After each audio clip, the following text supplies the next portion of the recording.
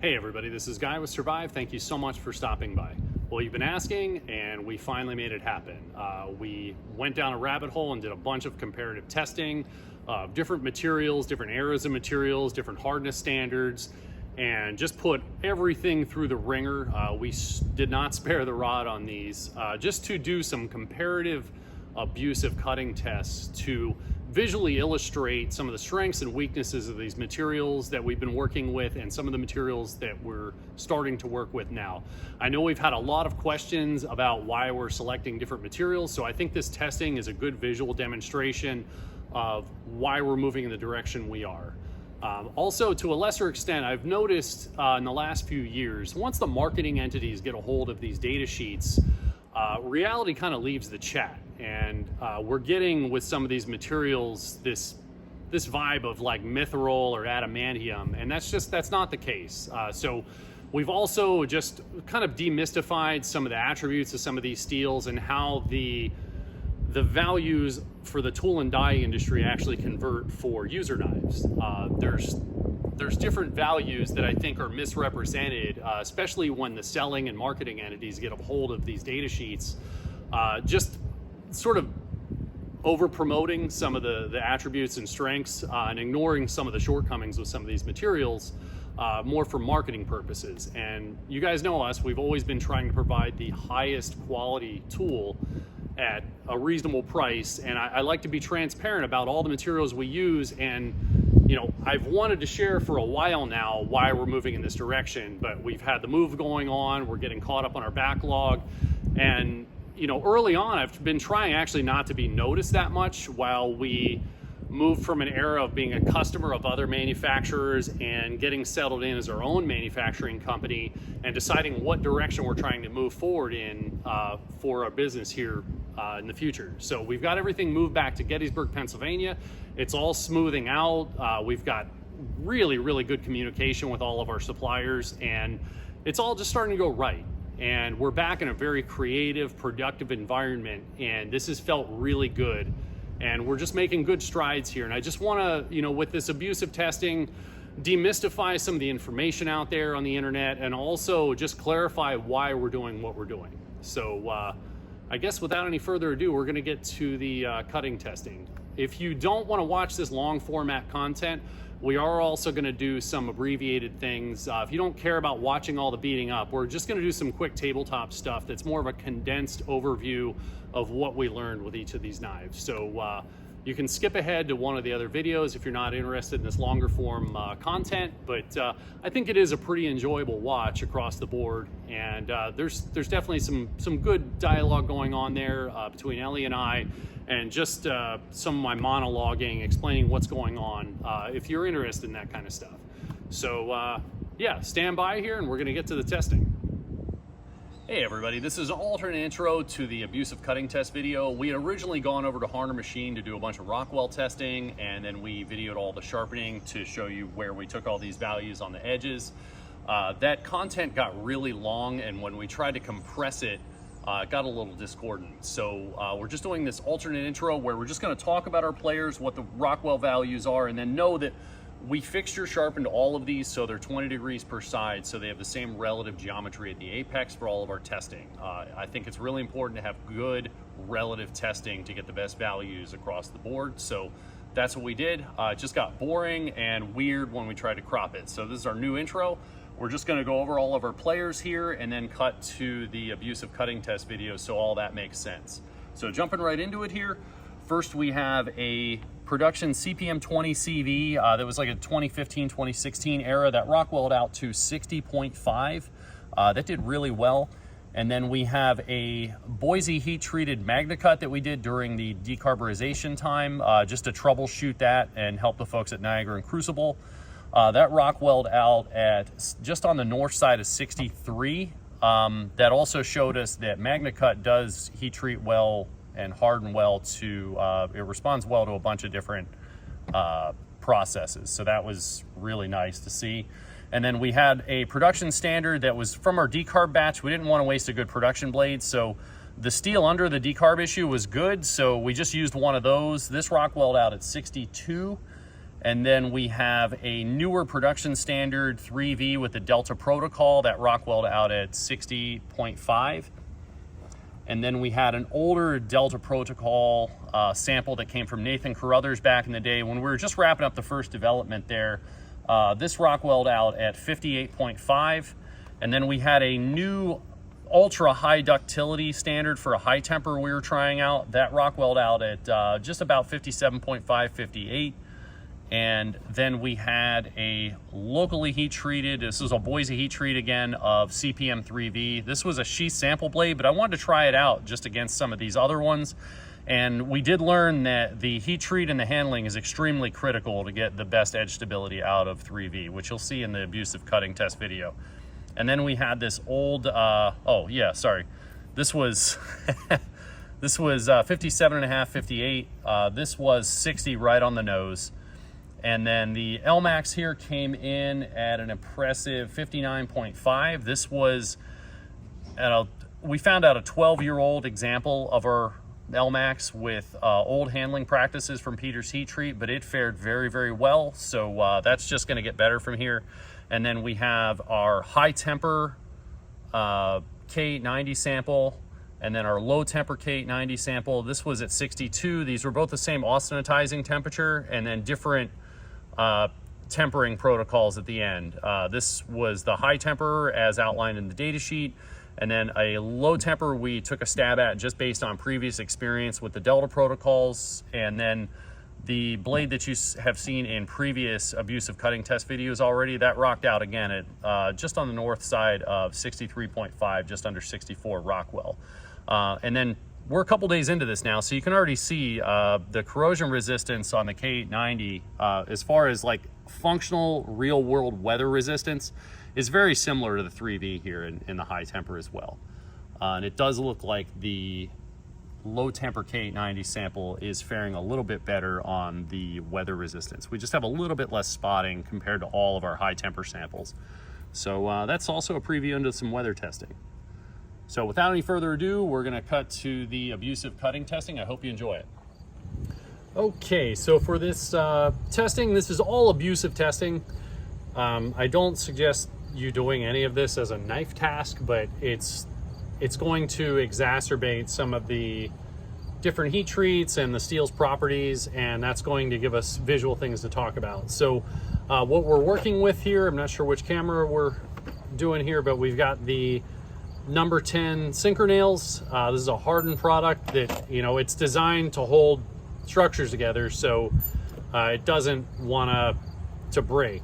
This is a really abusive test for a knife edge, and if we're feeling like it, we might get into this heavier standard yet, just this bag o' nails that the guys over at the wood shop have. And we're also going to work on some, we have some hexagonal aluminum media here and some heavy gauge copper wire that we're also going to cut. So jumping right into it here, we're going to start with the 3V. And like I said before, I've got I think the highest ductility standard here. I think for a high temper, it's going to be the most survivable and have a good combination of circumstances. But I think looking at it, Nathan Carruthers' Delta protocol is still going to edge this out with the formula that they're arriving at with that protocol. I think we're going to have greater edge stiffness, and it's just going to be more survivable. And I'm not too proud to say that I think that for what this is, he's definitely getting the most performance out of that by far that I've seen. And but I want to keep this because this is most people do a high temper, and this is, I think, one of the highest durability standards of 3V in a high temper. So we're gonna do this. I think this is gonna be outperformed by either of the Delta protocols. So now that we're back in PA and we have a closer working relationship, we can have smaller, tighter, more controlled batches. I'm gonna keep rolling with the Delta protocol, I believe. If this testing confirms what I think is probably gonna happen here. At about 60.5, we have really good edge stability here, but I found working 2,000 miles away from them, we were having inconsistencies batch to batch, trying to run larger batch sizes for efficiency. But I think moving back here, this is going to be the standard we're going to go with for all of our 3V. Just looking at where I think our test samples are going to land. But I do want to keep including this just so we have good information across the board. So jumping right into it here, we're going to take Nathan's old Delta sample from a few years ago, and then we're going to take the more current Delta protocol and beat those up. We do have this old S7 sample. This is really funny. We were batoning knives into knives, and the distillery owner found this and shared it with us, and it's really just all the bending and everything. That's amazing. You know, it's with the moly and everything, I don't like the edge stability, and trying to run the hardness up too high, you start losing other properties that I do like about S7. But I think 3V and now K890 are going to fill this role in really well and maximize some more of these values that we're always trying to, you know, I think that's Nathan's Delta protocol is trying to minimize this while maximizing the damage threshold. So we're going to start chopping some wire and see how we like that. So I'm going to take little bites here, and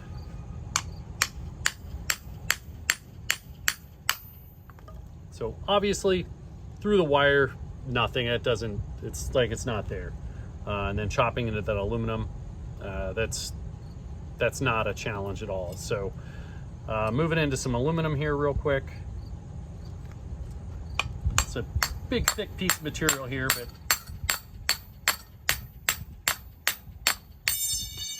yep. So it did pretty good. It started to take some more energy to push it through there. So we have just a tiny bit of deviation right there at the apex, but that's nothing. That's not even worth, that's just a piece of aluminum attached to the edge. So through the aluminum, obviously. Now we're gonna see if we, yeah, this is the best location I could find to do this filming, but this concrete is not level.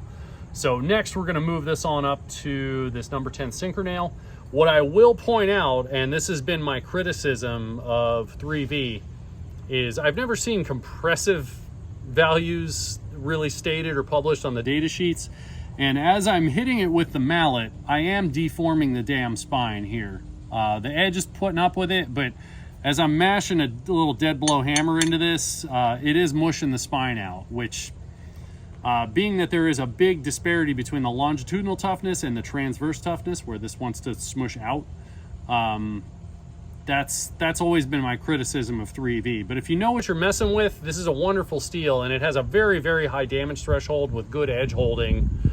I think for a US produced particle steel, this is amazing. But if you're chopping into bamboo and things and having glancing blows, I think that's where this can start to not be as amazing as we want it to be, which I think we've handled by finally getting some K890 from Böhler. But let's just do all of our testing here, not run our face out of turn.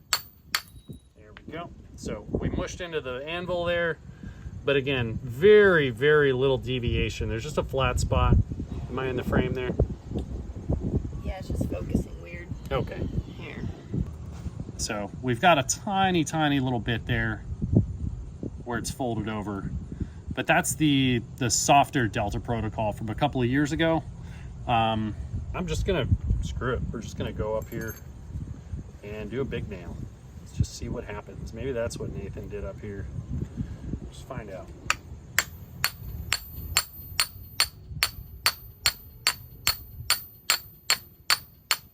That's a big nail.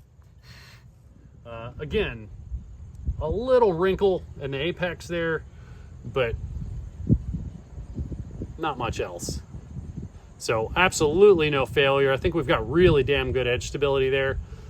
For what 3V is, we've got a little flat spot and a little flat spot there, but that was very survivable. And that's, you know, Nathan has a history in metallurgy and some different industries, and he's optimized some D2 processes. So he's definitely barking up the right tree. I know it's been several daggone years of development to get this optimized, but I think that's probably the standard in CPM 3V.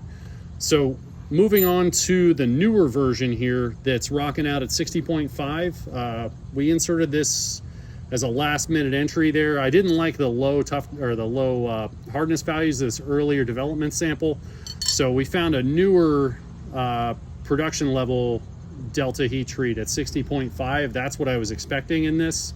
But we didn't have a Rockwell tester back then to verify what was going on with that. So jumping into it here, we have a more delicate edge on this blade compared to this older standard. We're trying to just maximize the performance of the materials to create a better user experience. So I don't want to grossly overbuild everything because it makes it heavier and harder to actually do the cutting. So we're trying to get more and more performance out of these materials so that you can have a better experience. So again, I'm not expecting anything here. Yeah, no, that doesn't care. So copper with any of that, nothing. But again, we are already having some deformation at the spine. So that's definitely mushing out there a bit. So if you're chopping things, maybe do that with a something softer than a steel mallet against the spine, or you're gonna have some aesthetic deficiencies here if you want to use it as a wire knife. But next we're gonna just jump on up here. Got that hole there. Still got a nail there. We'll use that again. We're going to jump into this number 10 wire here. Again, I'm expecting this to probably handle this about the same.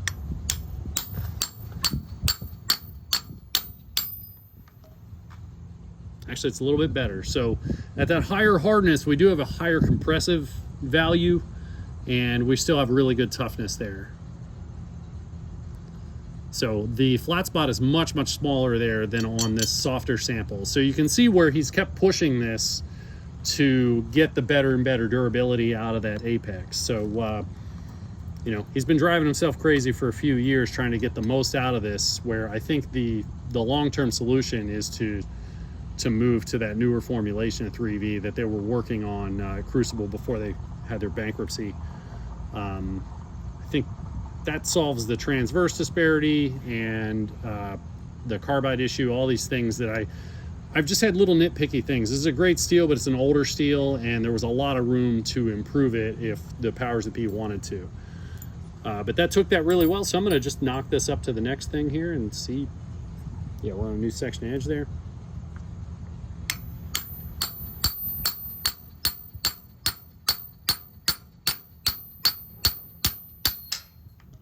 So yeah, we're starting to fold that edge over there, which, you know, again, you have that transverse toughness disparity, so I probably didn't hit that quite perpendicular to the surface, and the edge started to yield to the left side here. So again, not any big damage, but with that more delicate edge, that energy did transfer farther up into that cutting edge bevel there. But that's not through the V, and that would all sharpen out. But no failure, no big flat spot here. We just had a little bit of deviation due to the nature of 3V. So when you're chopping into, you know, things, it's important to hit square with 3V because you can roll an edge. So yeah, so that's Nathan, great job. So after our testing here, being back in Gettysburg, I think that's what we got to stick with. It does cause some little production issues, but I think being here, and like I said, being able to run little batches, we can have things not run out of control on us. And if there's anything that takes a little bit extra work or a little follow-up processing, that we can handle it here now that we're really close to our suppliers. So great standard. So throwing this in here, this is right around 57.5, 58. This is running the most ductile standard. With the high temper, it's great. It's always been wonderful, but you know, we're milking a little more out of it here, and then we've got new materials like K890 and some other things that maximize some of what we want out of this edge stability. Even if the overall toughness isn't as high, I think the compressive strength values are higher. that a lot of these steels functionally are going to perform better than 3V until you reach that point of outright failure. So again, starting with some copper wire here. I can line this up with the camera better. It's like cutting the head off a snake over here.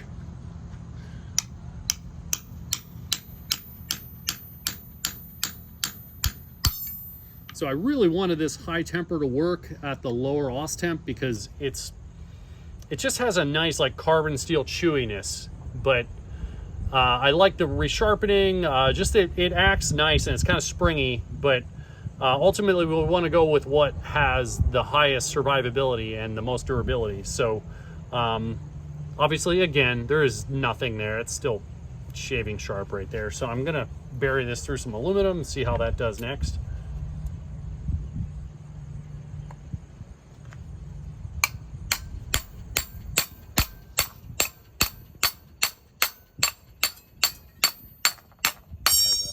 Material. So again, there's just some aluminum on the edge. We have a tiny bit of deflection there just off to this side, but the apex of the edge didn't roll. That's still, yeah, that's still shaving sharp. Just a little dirt on the edge. So with this lower hardness, I think this is where it's at the high strength end here when you encounter something very hard where the Delta protocol starts to shine over the older high temper. Like I said, I super wanted this to work, but I'm also never afraid of being wrong.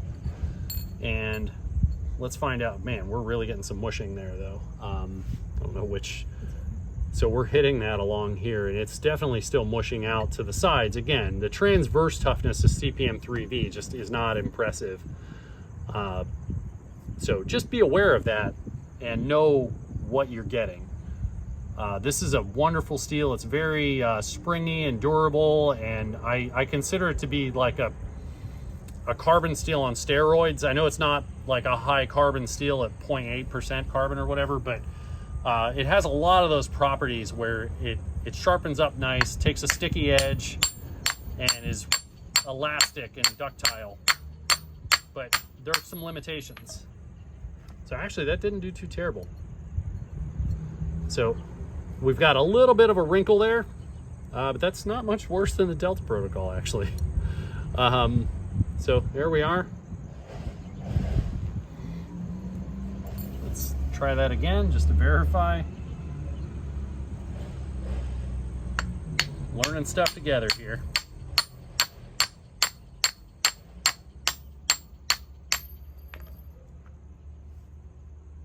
No, that's not bad. So a little deflection there. We can see it went that way again. I apparently have a preference for holding it a little off, being perpendicular to the surface where we're going straight through it at a 90-degree angle. Maybe we can find a way to dial that in the future. Maybe something to hold the blades and hammer them. But again, that did really well. Just trying to send a similar amount of energy into each part here, but not mad about that, but we are still getting a little more mushiness out here on the spine than what I'm seeing on the Delta blades, just relatively. From a practical standpoint, how much work is it to get that blade back to where it's a nice sharp edge? Are you gonna have to sharpen it, or is it just a strop? Well, I mean, right here, other than that last, I think it's still, yeah, we have a little hitch there, but that, I don't think with that flat spot that's going to quite like strop out.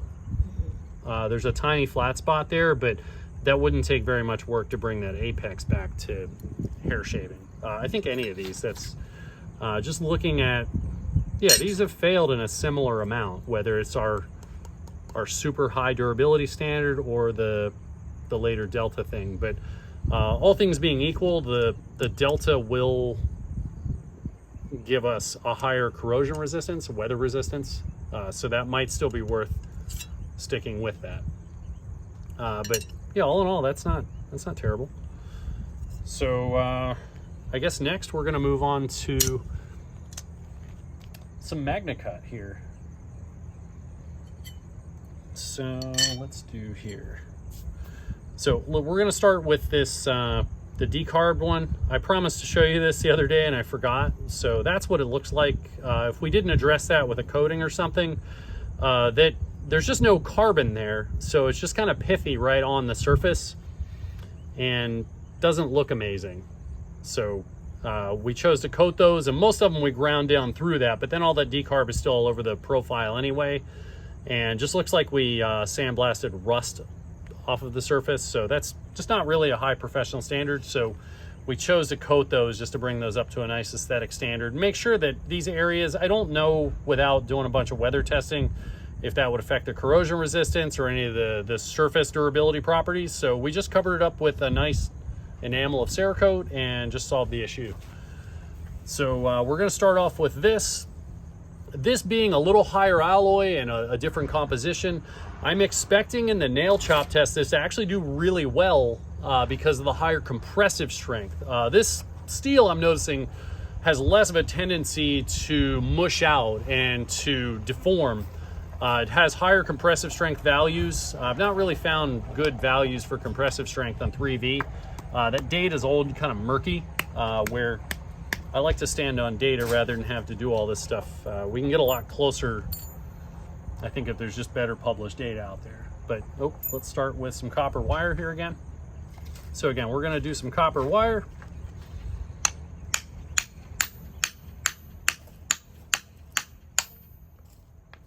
So again, that's shaving sharp. No matter, if you're an electrician, you just got to plow through some copper wire. Just know what your backstop is, but these knives will cut copper all daggone day and not care. So that did great. And where'd my rod go? We're gonna just step this up to this really thick aluminum rod. Aluminum isn't very hard, but burying it through a 1/4 inch of it, you've got to put a decent amount of energy to get through it. So I'm just curious how this withstands all of that. I can see already we have less deformation back here. There's a little bit, so I'm thinking there's not very much disparity between the longitudinal and transverse toughness here, which Laren said as much. So we're just going to bury it through here. What's nice about these 5-1s is they're pretty much all the same edge weight. Yeah, that was just a piece of aluminum on the edge. I'll just wipe this off real quick. So yeah, that's still shaving sharp there. There might be a, I think it's just aluminum dirt. So let's find out. Oop. Back up. No, yeah, that's fine. Straight through that. So no problem there. The hammer is continuing to deform the steel though. I'm not being gentle on these at all. I want you to see the characteristics of everything and how they fail or not. So next we're going to move this on to the number 10 nail.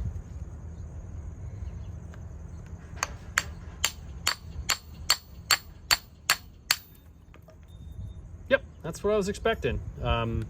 As you increase the alloy, and this has some niobium and the nitrogen in there, we changed the nature of this steel quite a bit from 3V, and it has a much higher compressive value, and you could definitely see that in the Dutch Bushcraft Bros video as they cut through a daggone frying pan. That was interesting, guys. But this might have an overall failure limit that's less than 3V, but up until that limit, it has higher compressive values, so it's going to hold that apex a lot better up to the point of failure and just have a stiffer, more workable edge. And that's a point I'm about to prove with some of these other stainless steels. Yeah, let's just chop a big thing and see what happens here.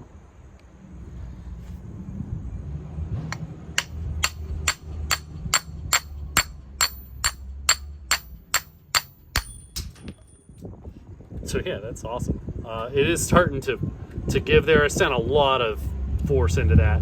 So it is starting to yield there, which you can see the material limits of Magnacut are a bit lower than what 3V are. So it's going to start folding over and deforming a bit sooner. This is an amazing stainless steel, but that's where you won't see me using this in a chopper. where you can really have a lot of leverage over and applying a ton of force, there still are material limits, and we need to respect that. So again, we're getting some mushing out there, and that's deforming a bit. Can you see the deformation there? Oh yeah. Okay. And then there, we're starting to get some edge rolling, but again, that's really impressive. There's no failure. So if you're out and about and you have to get into something that's a little abusive there, just know that your tool's not going to fail you. So here we go into the next chapter. This was heat treated by the local company in Boise, along with a batch of blades. We were trying to figure out the decarburization at the time, so I ran a few sample blades through. They processed them right alongside with a bigger company based in Boise, and they're advertising their Magnacut to be around 63 Rockwell, and we saw in the thing that it is in fact 63 Rockwell, but they get there by running a higher austenitizing temperature to make up for the fact that they can't quench as fast. So I'm really curious to see how this withstands the same things as this does. This is Peter's heat treated, and this is the local heat treater in Boise. So I don't know. I haven't done this since this was just part of a different investigation, so we're gonna just see how this does together. So took the wire just fine. I think that's where people are impressed by that company with their Magnacut offerings finally. The Magnacut does respond really well to a bunch of different heat treats. So I'm hoping that they can keep dialing this material in and get the quality and some of the things I'm seeing more consistent, because I do see a lot of potential for this material if it's handled correctly. So yeah, we did that, and now we're gonna do the aluminum. We are starting to get some deformation here. So even at that higher hardness value, it's starting to deform a bit.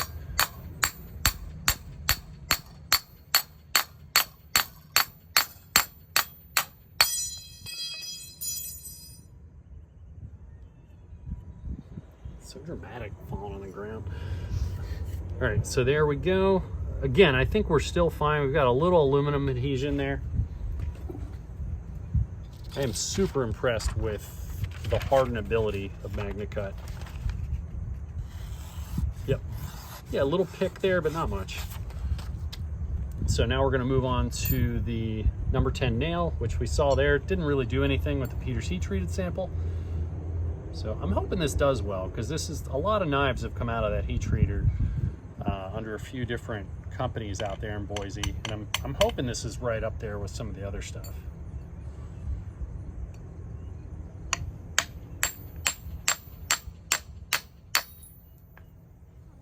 Nope. Oh, no, there we go. Okay, thank God. Shit my pants there for a second. That was just aluminum on the edge again, but little flat spot there, but not much.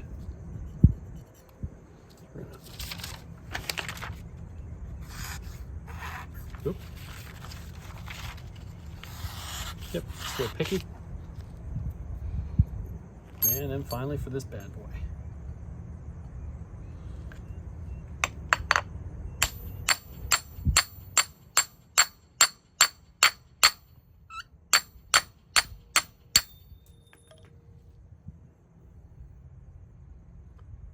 Did really well there.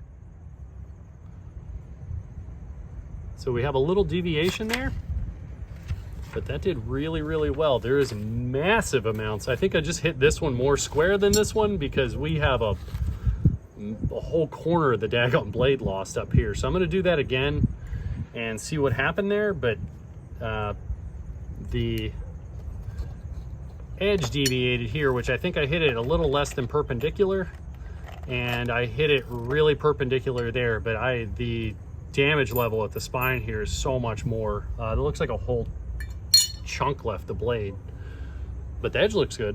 So we're gonna do that again and just see if everything is repeatable.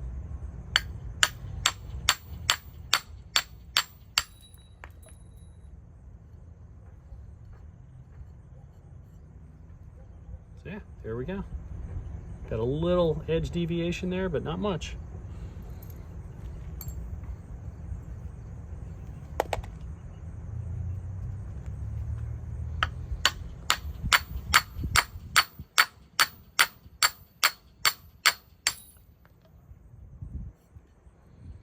There you go. So great job to the company out there in Boise. Doing a good job. Nice edge stability there on that Magnacut with that higher austenitizing temperature. We're going to make a note of that. I do want to swing back around here and see what may have happened here. I think I might have just hit it off square, but because otherwise I don't see any difference in the apex damage. The overall apex are the same. So I just want to hit through this big nail again and just see if I can square that up a little more and make sure I gave it a fair shot. So just rear that.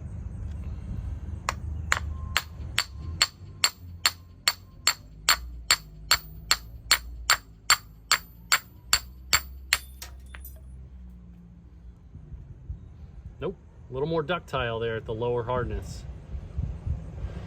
So yeah, you can see there by running the value up a little higher, the apex damage is around the same, but we still got a higher level of ductility in this where that's starting to yield.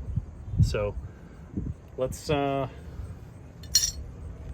move on. Oh yeah, there we go. We got some other samples.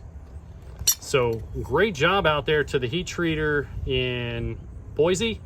I'm not sure if that's just an edge thing because the spine is definitely more damaged on the Boise heat treat, but the edge is looking like it's a little more stable, which is confusing me a little bit, but I don't know. Gonna hit another thing here. And good job to you guy out there, Ken. That's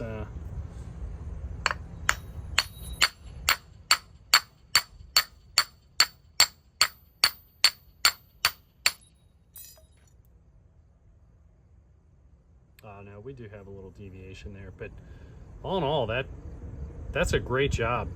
So that higher austenitizing temperature is definitely creating even greater stability there. So spine didn't do too well, but the edge held up really, really well. So great job to those folks out there. You know, if you know, you know. So if you're getting some of those folders and they're performing really well, that's why. And I attribute a lot of this less to the toughness and more to the increased compressive values as you increase that hardness. What I like about this, I've been seeing, you know, you can run those hardness values up higher and higher and you don't have that precipitous drop off in impact toughness values like you do with the CPM 3V. So really great job there. I'm gonna actually think I might have to heat treat or get one of our newer Magnacut samples from a newer batch here and run that against that. So we can keep making more content here. So before I jump into the little knives, I just want to jump to the other end of the spectrum to see if we can cut through some of the noise on this. This is CPM 20 CV. By any standard, this should explode, but we're going to approach this smartly and just see if we can't prove a point. What this material lacks in toughness, it makes up for in compressive strength. It's very high in alloy, so at a higher hardness here, I forget what this rocked out at, but at that hardness, it's able to resist deforming really well with all that alloy in there. So we're gonna start off with something soft like this copper. Yeah, I'm really curious about the Magnacut, just the batch to batch consistency.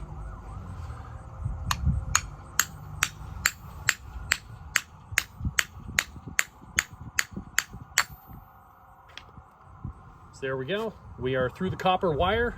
So we baton through copper wire. You folks worried about, you know, the data sheet values saying that the toughness is really low. That's just its ability to absorb energy without failing by impact fracturing. So that's still shaving sharp there through the copper wire. And I think that, oh yeah, there's lots of nails down here.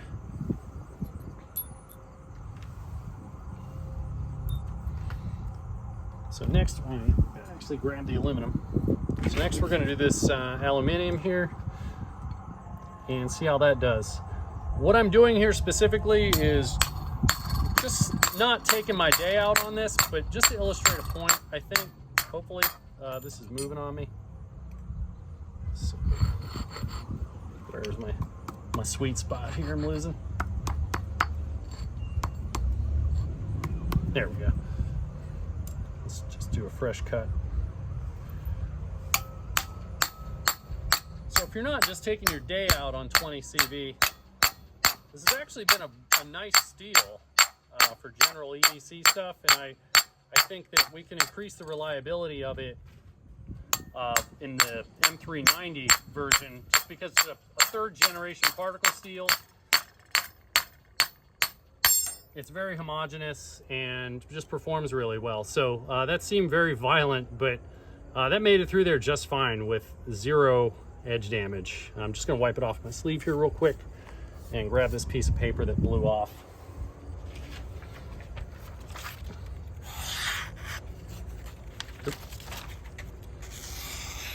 Yep, straight through there. We had a little adhesion. Yeah, there's no damn edge damage there. So even in that harder, there we go, that harder aluminum there, this, you know, on paper that doesn't look like it should do very well, but it's doing pretty good. It's where I don't pay so much attention to the values and the marketing on what's tough, what's not, because those values mean different things in the tool and die industry, and tough doesn't always mean it's going to be the best performing in every arena. So next we're going to go through this number 10 synchro nail. What I'm doing here is I understand that this has a low toughness value, so I'm just going to back off on how I'm hitting it and work it through this harder material and just illustrate that, again, these steels are fine if you understand what you're messing with.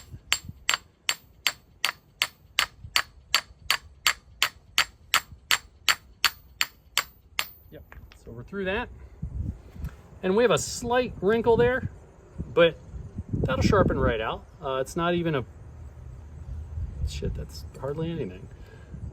So again, tiny little flat spot, but it went off to the side. So even at that hardness, it didn't just crush, it went off to the side and yielded. So that's showing decent ductility for something that's really high alloy, it has low toughness values. It can still do a lot of work, and I think for a lot of people, this, you know, things like this and Elmax are gonna perform really, really well on the day-to-day. So I'm probably gonna explode this knife here, but we're gonna try and work it through this really big nail here. You can see in some of our old test videos, we did lots of different abuse tests, you know, that were really, you know, related to high alloy steels here, but this is way outside the realm of what this is ideal for. But if we had this in a hydraulic press, it'd mow right through this, no problem. But it's the impact of the hammer and that shock is where the high alloy tool steels, they don't like that as much, where the lower alloy and the more ductile grades can handle this better, and they'll yield rather than explode. But again, I'm gonna just try and take little bites down through this. That's a huge nail.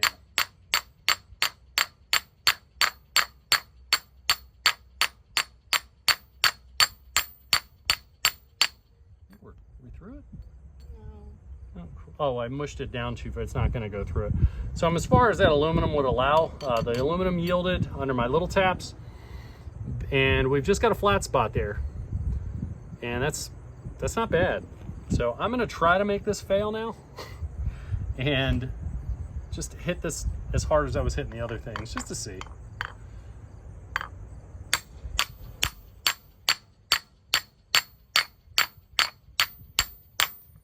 Yep. And that's where you're running into material limits. You know, you keep putting energy into something, it has to go somewhere. So that's when you start getting a failure of the higher alloy tool steels. If you notice your knife isn't moving through your workpiece, you might have something scary buried in your workpiece. So just back out and reapproach. You know, but for EDC tasks, you're not chopping nails, and this chopped copper just fine, aluminum just fine. So it's going to cut cardboard, cloth, carpet, anything just fine. So yeah, so we've reached failure on that. We're just going to keep doing it. So next, I'm grabbing this old Elmax blade here. Again, I know this has really high compressive values, and even this older 3rd gen process, I think this is a really high quality stainless steel. It offers great corrosion resistance. Up until the release of Magnacut, it was one of the toughest 400 series knives or steels out there. So I know from past use, this is just a great steel. I just couldn't get it for a number of years due to the mix-up at Böhler Uddeholm on the U.S. distribution side here. So again, we're going to start off here with our copper wire.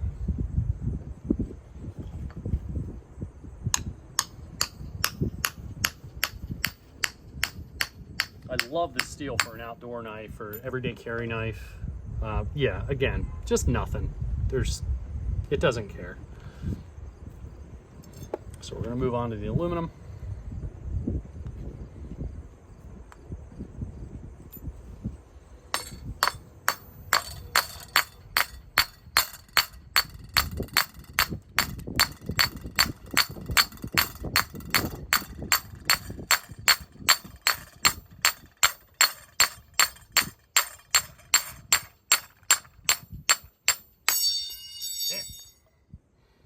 Okay, so I started taking my day out on that. This is a wedgier edge than some of our newer knives.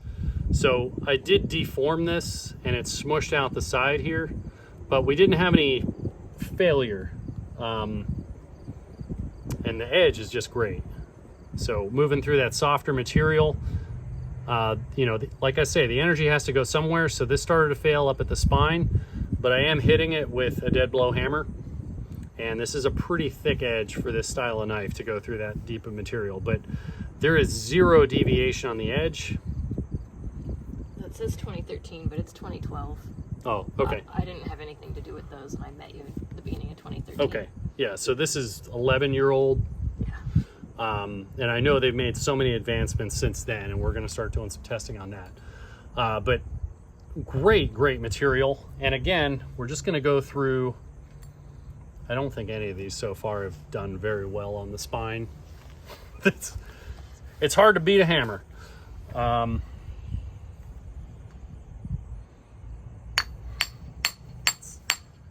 hammer's purpose is to hit things.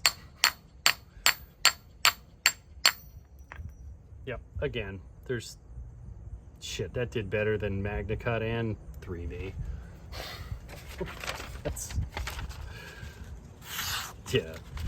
That's when you're talking about the apex stability, that outperformed everything so far. So that's awesome. I like companies where they have exhaustive published data that tells me they're unafraid of people pushing these things. They believe in their products, and if you can hear me smiling right now, I am. I just want the best for you guys. So we're going to do that again, just make sure it wasn't a fluke.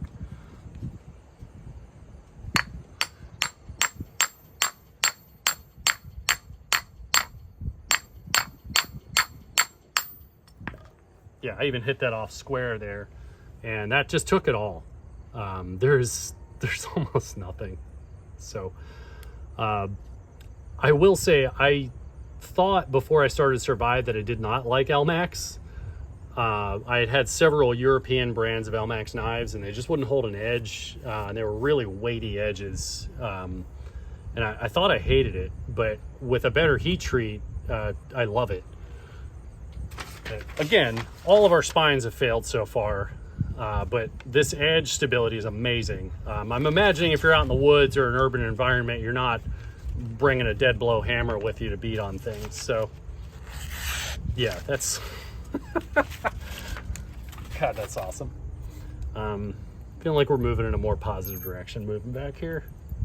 Just so glad Böhler and Uddeholm have figured out their distribution, and they're starting to supply some of these things I think it's going to put more pressure on the American markets to just stop being less slouchy and start bringing the steak, not the sizzle. So we're going to just beat this through here, see what happens.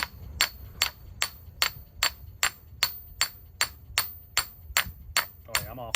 I'm not perpendicular.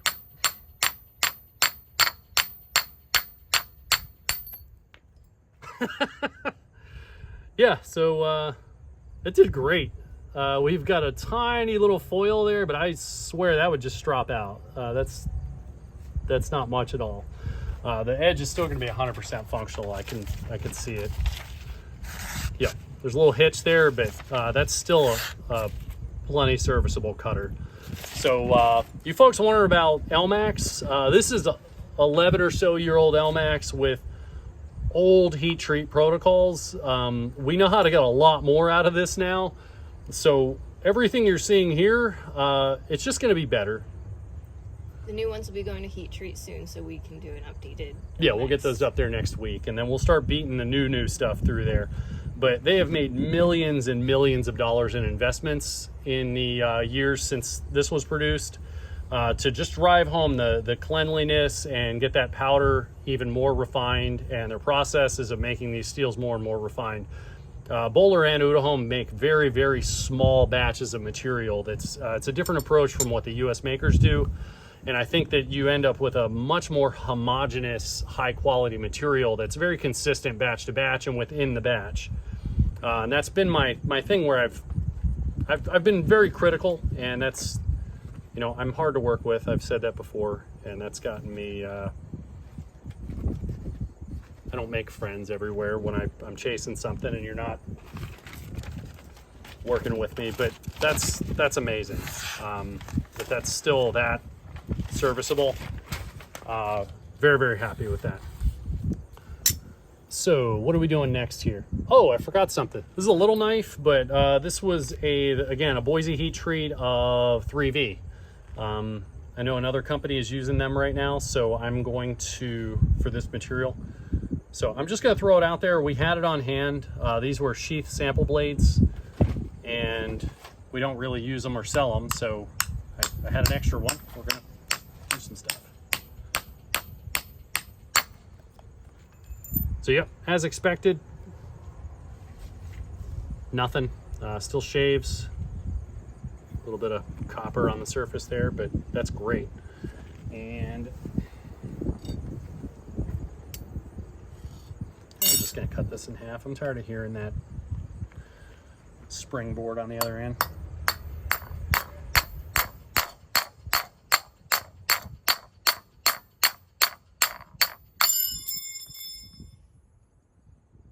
Ooh, be aluminum. Please be aluminum.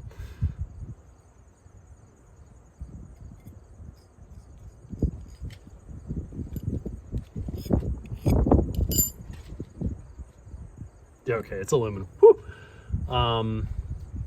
That edge is still looking good. Here we got a little adhesion, which had me worried. It looked like edge damage, and that I don't care who heat treats 3V, that aluminum shouldn't deviate at a 3V edge. So yeah, we're still good there.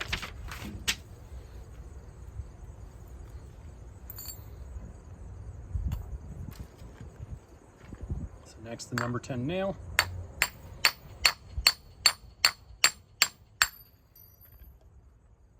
Yep, got a little flat spot there, but not too terrible. And let's move up to the big doodad here.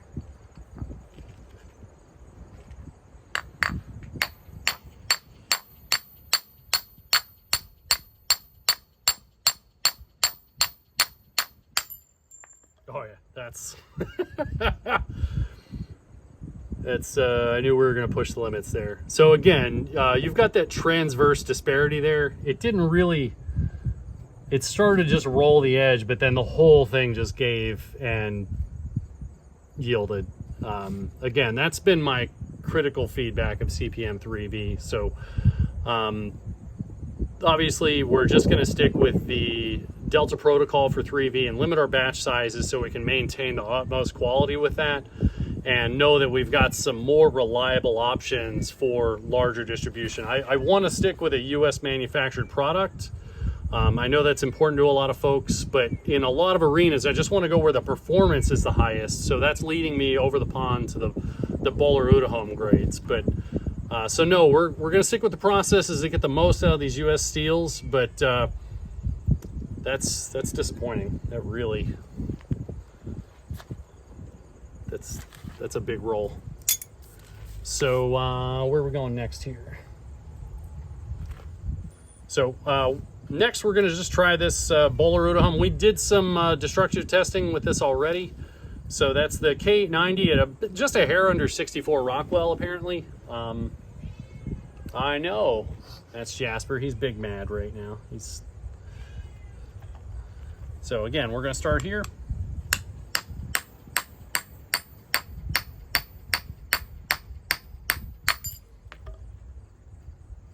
So yeah, nothing like every other time. I was batoning an aluminum fixture with this the other day. That doesn't care at all that the copper's there, so that's good. And next, let's do some aluminum. One thing I did want to look at here, yeah, those dome spines. So the radius machining, it's not quite a 90, but being that it's a slight dome, this has compressed a bit here, but you can see compared to a flat spine, that handles that batoning energy a lot better than the square spine. Just having that dome there resists the deformation and the damage a lot better. And looking at this now, you know, I've got adhered material on the face of this hammer, and there's no deviation on the spine of this. All that was just wiped off. So with the K890, everything I was hoping for has happened. We have something with great toughness, and due to the complex alloy and the refined manufacturing processes, you have something with really high toughness values that isn't going to fail by impact, but then it also has really high compressive strength, so that it's going to maintain its shape and resist deforming as you're hitting it. You know, everything has a material limit, so I'm going to see where we can go with this, and just, I don't know, keep hitting stuff. I make knives, I don't make steel, so we're just going to beat stuff up and you know, follow the best, most productive path for everything.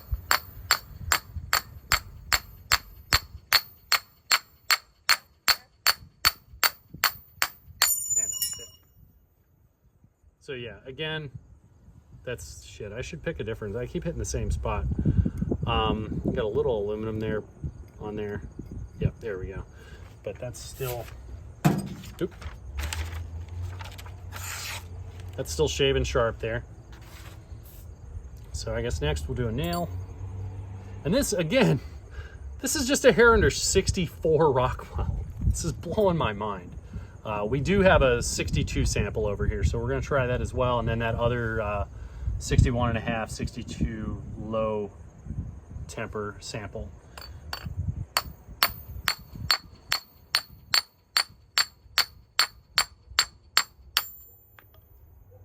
Again, that's nothing.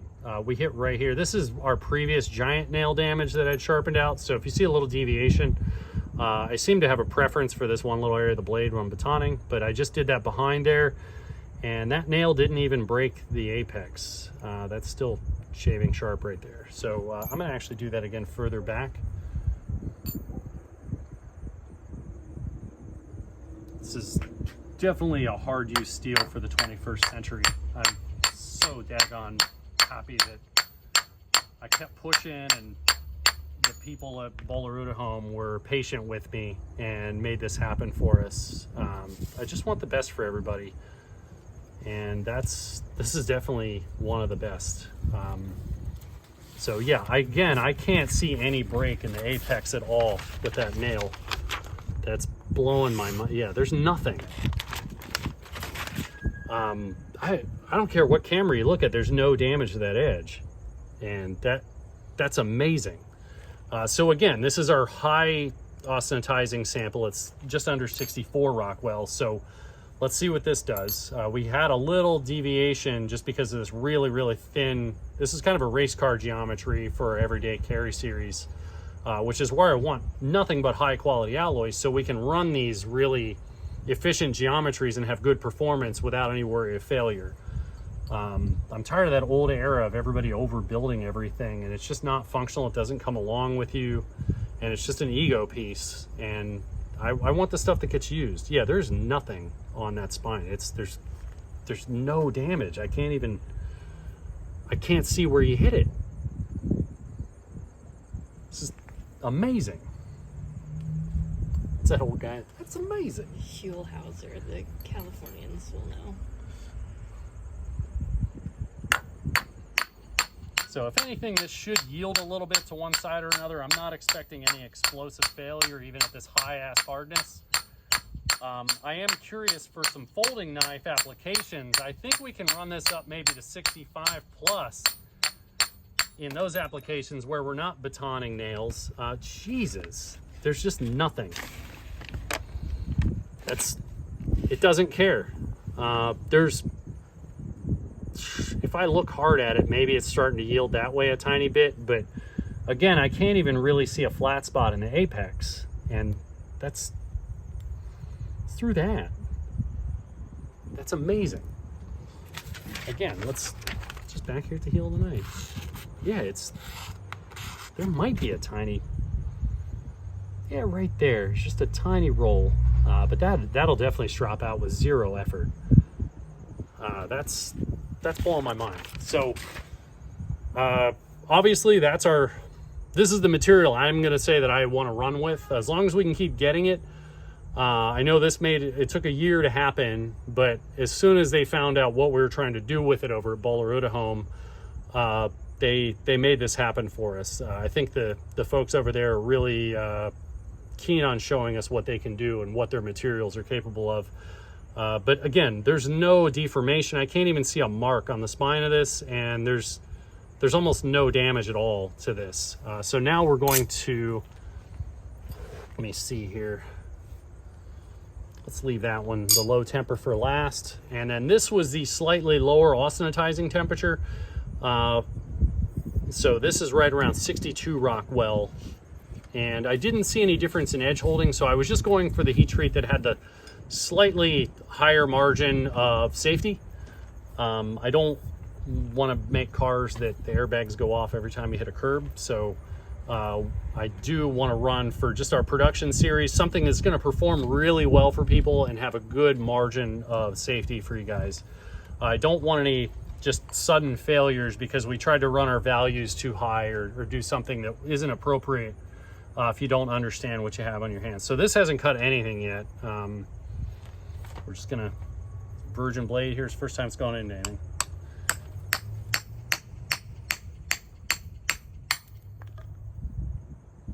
Okay, yeah, nothing. Got a smooth surface, so we don't even have a copper deposit on there. This steel was developed for coining and blanking hard materials, so applications where you have to have excellent structure and fine detail structure in very small areas, and in applications where it's going to be under a lot of stress, and the applications where you could have a failure by impact or by compressive stress. So they developed this material to have really good compressive stress while having good functional toughness, and this is blowing my mind. I'm just going to skip ahead of the aluminum on this and go to the nail. I'm excited now.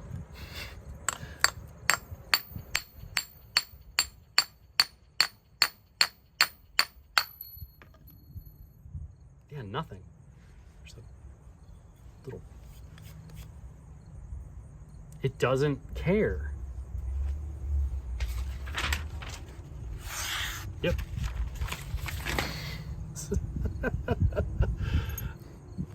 So this is going to be slightly more ductile, and if anything, it'll yield a little sooner than the 63, 64 sample. But let's just see what happens here. This is, yeah, there's no deviation on the spine. Okay.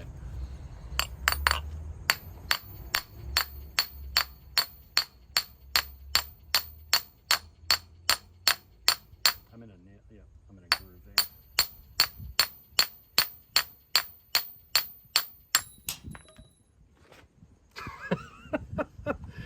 there. We might have a tiny flat spot, but that's it. So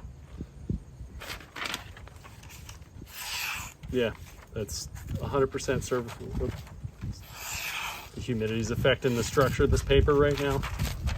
It's starting to get a little less here. I think I can still grab it here, but yeah, we might. Yeah, there's a little flat spot right there that I'm just catching on there, but it's tiny, and that's still 100% serviceable. So so far, by a wide margin, the across the pond steels are impressing me more, especially this new K890. I think this is the first time in the industry this has been made into knives at any, past a onesie twosie, maybe from a European maker that could get it. But this is amazing. And now I'm just gonna test this lower temper sample. It looks like we may have lost a half point in hardness, so I'm not sure how this is gonna act, but this could be relevant if we're trying to boost weather resistance, or maybe in a larger blade where we just want that higher damage threshold and higher level of ductility, even if it's a loss of compressive strength. When you're swinging stuff around, it's a different circumstance than batoning and doing some of these different things. So let me start with the copper.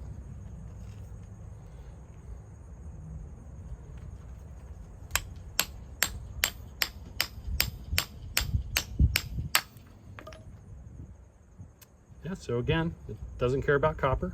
Okay, it's a good start. Just some aluminium.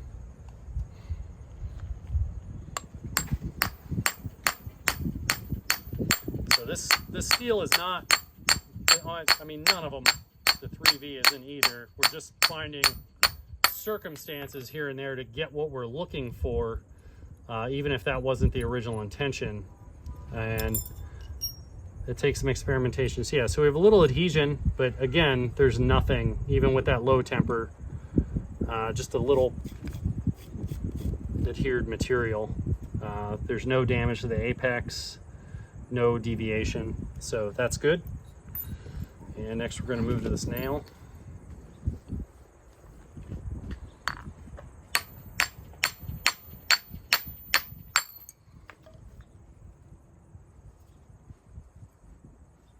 Okay, so that took that too. So again, no deviation there. So that's maybe as good as the high temper.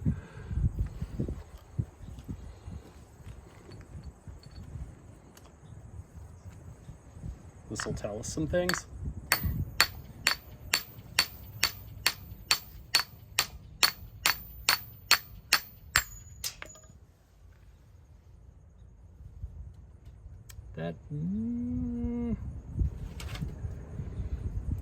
That might be as good as the other thing. So yeah, we have a tiny bit of deviation creeping up into the bevel just because of that thin cross section, but there's not really any deviation in the apex. So yeah, that might take a little more optimizing. I know I was going to send some of this material over to Nathan for him to experiment with it, just with his background in metallurgy, and he has a natural curiosity for that, and we're going to send some materials over and see if he could maybe come up with an optimized low temper heat treat. This material is the direction we've all been trying to work toward, and with 3V, where he's willing to keep trying, years of testing to get that more and more developed, and it's still not where this is. And we're fairly within a normal heat treat for this. This is right how this material wants to be heat treated, other than the low temper on this. But so we're already at a much higher value even before doing a lot of experimentation. So this is boding very, very well for the future of this material. As soon as some of the smarter guys than me get a hold of this with more equipment and things to do their own tests, I have ideas and go run tests and then have to wait and get it back and beat stuff up. But some of these other guys just have more equipment and ability to do things. I don't know why I'm chopping. It just looked like I wanted to chop it.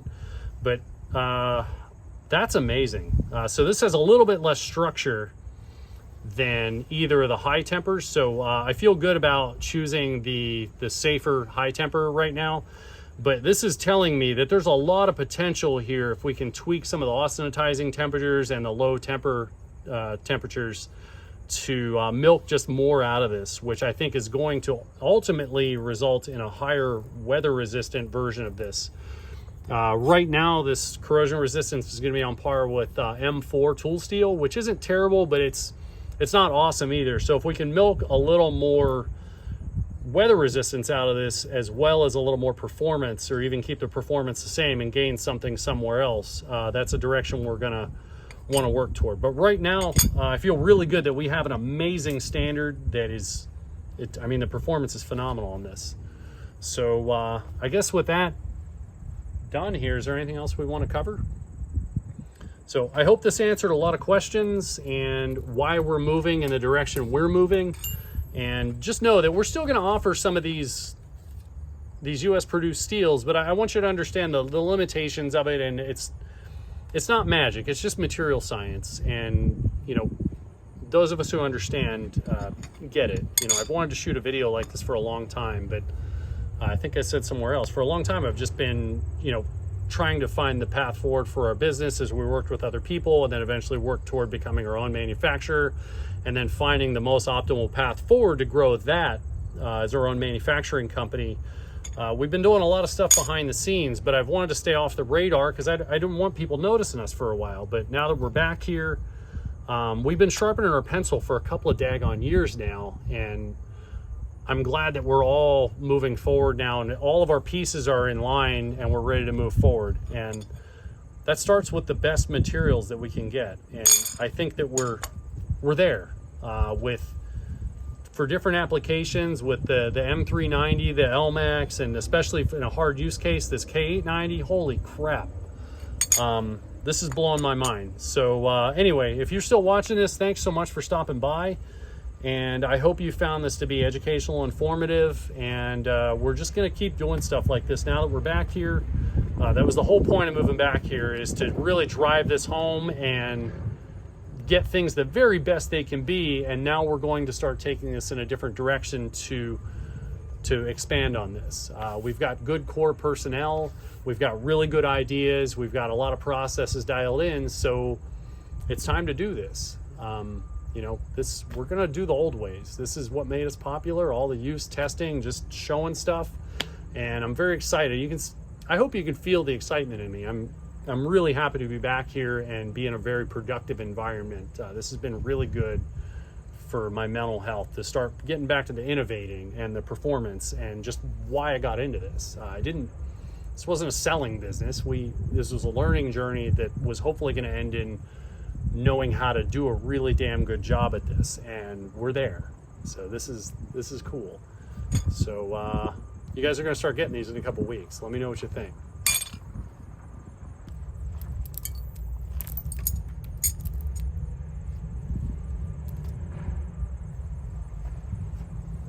This is awesome.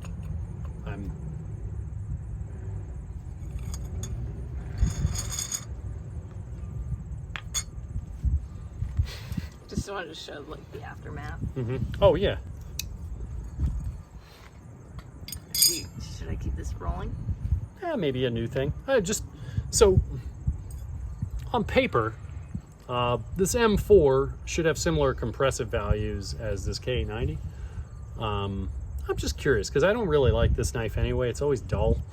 So I'm just curious why it's always dull, and we're gonna just look at it. I sharpen it and make it insanely sharp, but every time I pull it out, I feel like I only cut a box and it doesn't cut anymore.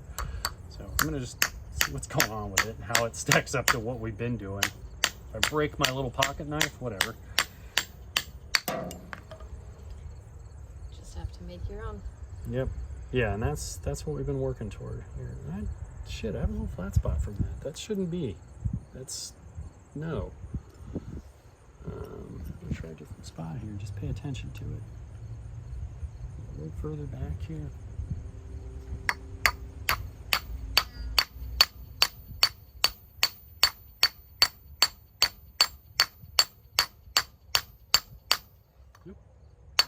Way.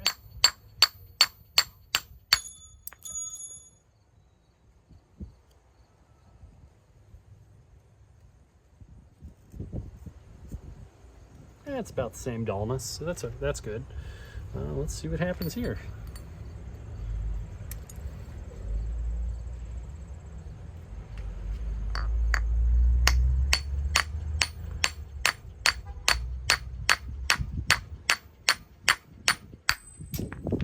Oh, yeah. Big fail.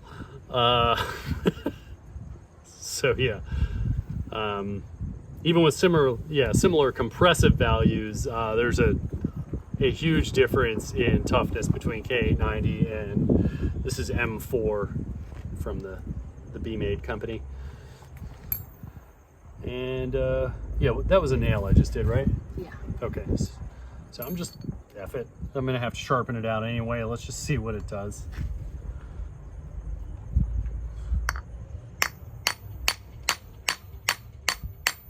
It should sail through. The cross section on this about the same. She's not looking good. Yeah. So yeah, I guess I know why I wasn't that impressed with this knife. That's disappointing. I doubt I'll get a warranty on that, but so that's the end of my journey with that knife. Aaron over at Northwest Knives, thanks for the solid trade for one of our knives, but I guess that chapter's done. I'm gonna go get a better knife. So anyway, that was just an abusive cutting test, just out of curiosity. That's not anything against them. I was just never impressed with the edge holding for M4. I was expecting more out of it, and now I learned something about that. So anyway, a little bonus footage there. You guys have a good night.